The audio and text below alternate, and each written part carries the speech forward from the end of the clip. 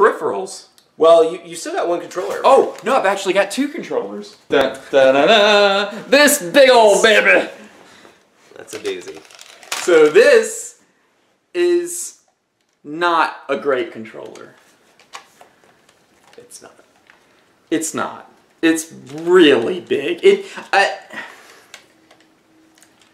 feel like even unwieldy would be like, that's pretty unwieldy. It actually, you get used to it, and it's not that bad, but it's unnecessary. I think that the screen is pretty cool. You know, I've played, but it's not that bad. You get used to it.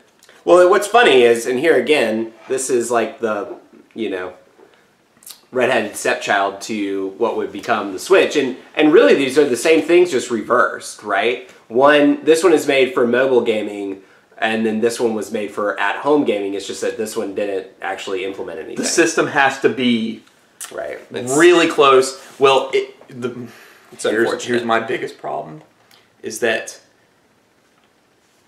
it is flawed because I have to keep my system now. Over time, it died, and I have to keep my system now a foot away from this. Well, which is really bad. I'll move my hand accidentally in front of it, and it'll lose connection.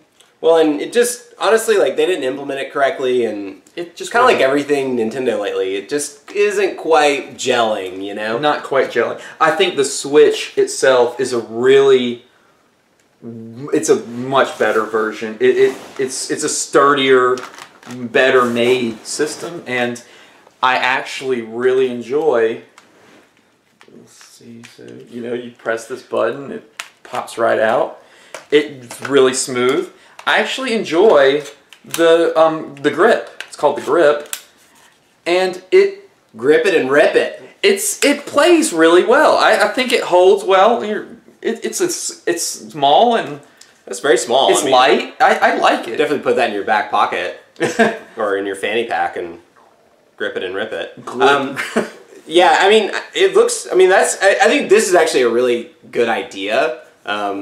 And then there are the Pro controllers as well. Yeah, the Pro controllers. How they're getting reviewed. I think they're pretty good. I think people like them pretty much. I like the Nintendo Pro controller for the Wii even. I think those are really nice. I just wish, like we said, compatibility is the problem. I wish I could play Mario Galaxy with a real controller, not the Wiimote. I don't need Kart. Star bits. Exactly. Why? And that's why I think the Switch is a step in the right direction to just playing a game again without the gimmick. Why the sweaty fuck would anyone have to use this thing to play Mario Kart? Have to. Have to. Yeah. Yeah. Like, required. There's no other option. That's it. That's what you get. It's kind of cool. It played like, you're like, you know, it kind of works. Did you ever pop that one in? Yeah. Ever? Yeah, once. Really? Yeah. You ever just wake up in the middle of the night, oh man, I've never done it alone. No. No. Exactly. It's a team thing. Now, here's a funny story. A friend of mine, he's going to hate if he sees this, that I'm talking about this. He thought, so you hold the controller like this, you know, the pad's facing you. He was playing Mario Kart. He thought you held it like this.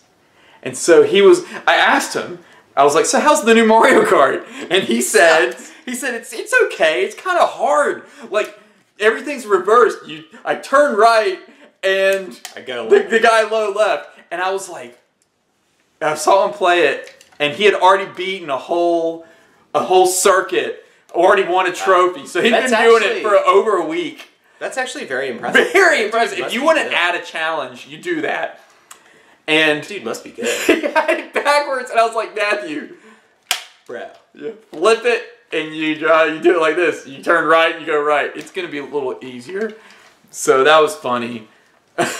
Well, it's not that bad. It's stupid. I like this monstrosity because I like a lot of the Wii rail shooters. Wii is really good for rail shooters because it has the sensor, and then you don't have to fuck with CRT TVs and stuff. It's pretty accurate too. These things are really cool. I haven't actually played with one yet, but I plan on buying one just because I think it'd be a lot of fun. Yeah. And that kind of brings us to our last... I like the single one that's not Nintendo brand. Right. Well, and that brings us to kind of the last bastion, which was Les Zapper.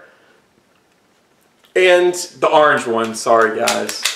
One of People the like things, the gray ones, but one of the things that I've noticed about kind of gaming in general is legacy gaming and like CRTs being a big difficulty in getting that a lot of those games over, because you have to have a CRT to play like Time Cop, for example. And I don't have a CRT, and I've actually thought about investing in one simply for light gun games. Do you play any light gun games? Duck Hunt is such a classic, and I don't want the new generation that didn't grow up in the 80s to not know Duck Hunt. Hopefully Nintendo does a specialized port that utilizes motion controls in a really good way. It'd be so cool if they did one of those where you could play it kind of like the new Mario Maker, where you could play it in the original NES graphics and then in like modernized 3D fun graphics. But it could be still just Duck Hunt, you know, classic, Duck Hunt new.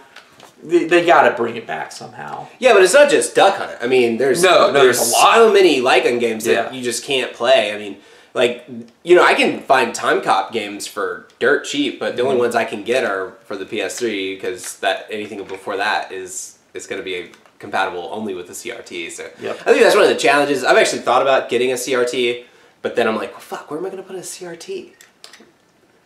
Where am I going to... They're huge. Yeah, and like, you got to have a lot of space.